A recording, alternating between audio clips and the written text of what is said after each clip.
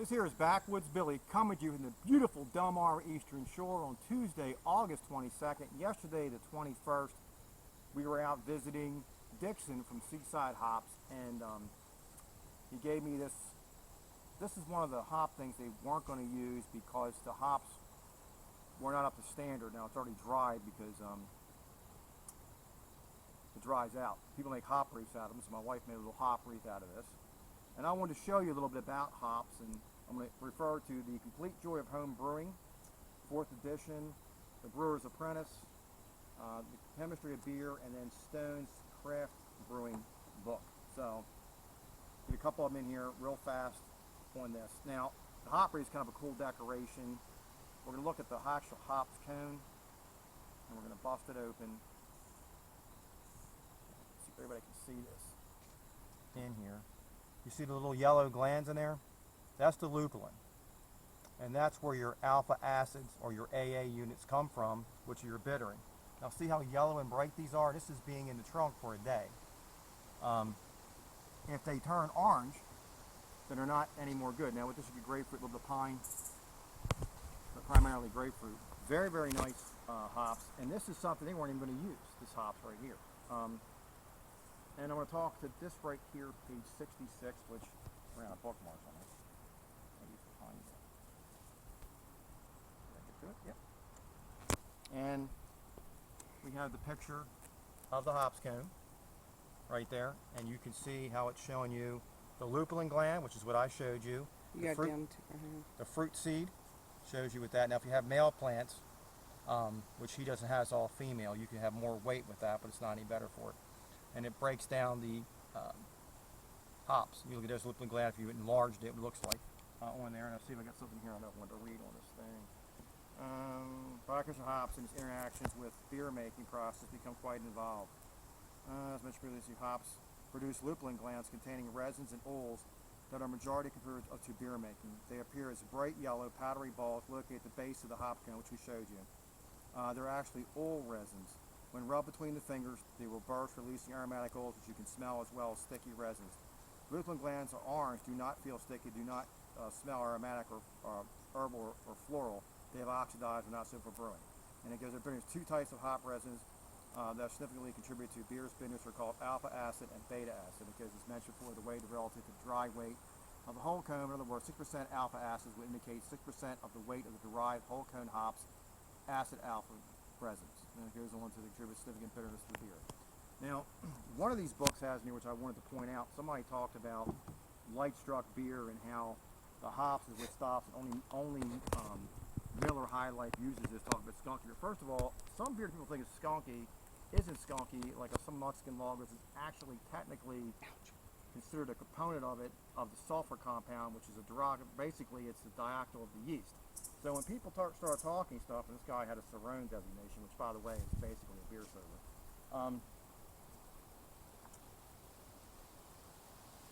he was incorrect. Introduction to hops. Alpha acids utilization tells you, goes on here. Chimalone, difference alpha acid, hops, chimalone, blah blah blah. So beyond bitterness.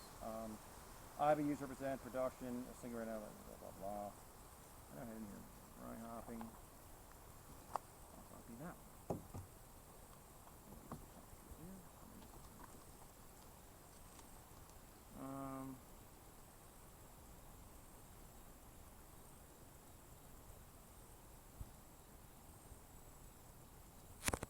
This just shows you the hop cone.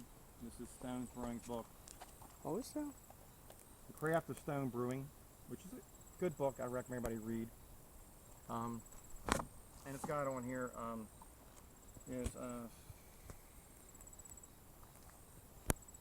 this is the good thing. Wet hopping may sound regulated to reminisce of some of the sort of bittering, blah blah blah. Sometimes called fresh hopping is simply just a way of picked fresh hop cones directly from the vine, rather than drying them and incorporating the brewing. They don't go into this, but typically if you wet hop, it's one of the ones I had this marked. Wet hopping is going to take 2 to 3 times the hops to wet hop something as putting the hops in once it's dried. So it's not like there's a difference between dry hopping would be different in dry hopping when the hops are dried. It's done at the end of the boil. Boiling hops. The glands in the flower of the plant of yield yellow sticky powder called lupulin. Components of lupulin, most important, familiar with compound acids, blah, blah, blah. It goes on. Most of the acids. The target value of the isoacids in beer, IAAs, is beer usually in the range of 10 to 60 millions per liter. Per ounce, bitterness in beer is measured on the scale of bitter units, IBUs, International Bitter Units, which are roughly equated to 1 million grams of isohumulin per liter. Because beer often contains other bittering compounds, perceived bitterness can be higher than IBU value. The standard procedure involves things. Ultraviolet light. Hops contribute to the flavor of bitterness. So basically, hops can prevent light-struck beer. But the thing with that is that somebody stated like only Miller had it in their clear bottles. Everybody using hops has it. There's no special component. Hops has a natural antibacterial property that prevents beer from spooling. That's why it was originally used. And then the flavoring components of how hops have been bred and blah, blah, blah. I was talking to Dixon yesterday, and he mentioned somebody that he had met that actually derived with one of the ones that came up with Casade years ago. So the guy's a botanist, and he came up with a lot of things derived from beer, and just recently produced, Dixon was telling me, a cherry tree that they're going to use for cherry extract. I don't know how many thousands of acres they planted. They're now testing instead of using artificial cherry. So kind of interesting stuff. But this is what it looks like on the inside, and when you handle it a lot, your hands get sticky, and they'll get like a resin to them. Everybody you touch will get on there, and you have to get it off with like a And they get it smell on it too. wipe. Yeah. It smells good. Oh, got it. You still smelled it, even though we used the wipes for part of the day. I love it. She loves it. This is a good thing. You can use wire on the back and just spritz a little bit of water. It'll last for a couple days. It's a neat little decoration. When the hops gets flat like this, it's really not utilized, so they didn't even bother pulling. I mean, he probably wasted how many vines? About 15 or 20 easily. They didn't bother pulling with.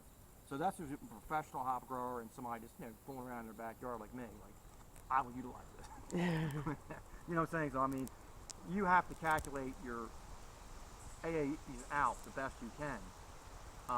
And there's math you can do to formulate what you're going to do with it. But I just want to put that in there. I don't know what it's a struck point, but I'm going to tell you basically, light struck beer, hops prevents part of it, first of all. Second of all, very few liquor stores have windows that are visible that I've ever seen. I've only known one, and the beer's still hidden.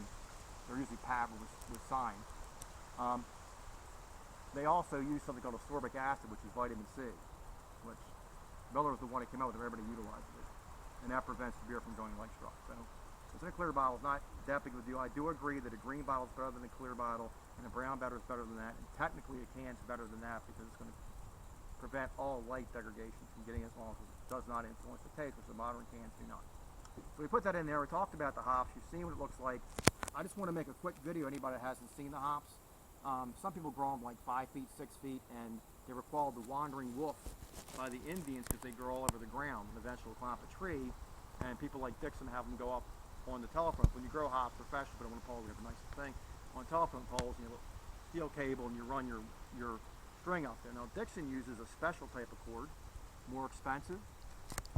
You can see this is actually all natural, and it's manufactured from coconut shells.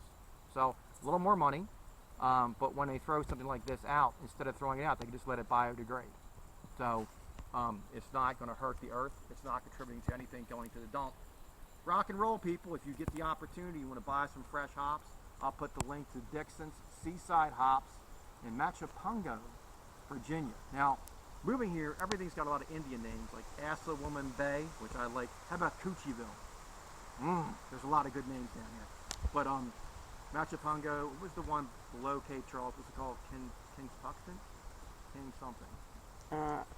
I don't even want to King try Sexton. and mess up the name. Anyway, that's actually where the thing they call it Cape Charles was beyond Cape Charles, where we had the beer festival August 5th. Dixon corrected me what it was, but I already forgot. But there's a lot of Indian names around here, and you have to try to see what they are because some of them are hard to pronounce. But anyway, rock and roll, people. It's kind of fun.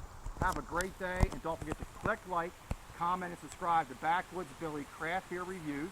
If you don't mind forwarding this to your friends, I think it's kind of interesting. Learn a little bit about hops. You picked a little cone here, and we tore it apart, and we saw all the Lublin Glands right there that you get to see.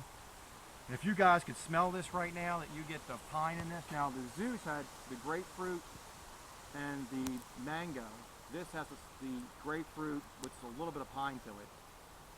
But it's awesome. If you guys get the opportunity to go to a hops farm and do some picking, or if you want to next year buy some hops, grow it in your yard, that's cool. But best of all, start home brewing. Call Seaside Hops up and order some hops today. Have a great day, people.